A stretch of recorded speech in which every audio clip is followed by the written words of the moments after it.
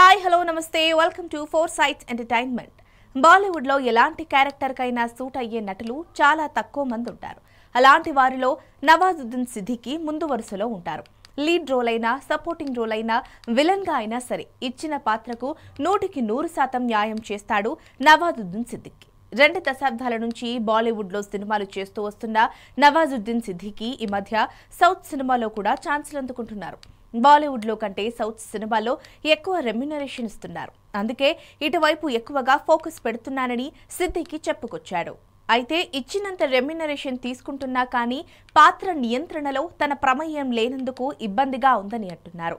North side సినిమాల్లో తన పాత్ర గురించి పూర్తి అవగాహనతో పట్టు సాధించి నటిస్తా, కానీ సౌత్ సినిమాలో అది మైనస్ అవుతుందని అంటున్నారు. ఇలా పాత్రని సరిగా అర్థం చేసుకోకుండా నటిస్తూ రెమ్యునరేషన్ తీసుకుంటున్నందుకు సిగ్గుపడుతున్నానని అన్నారు.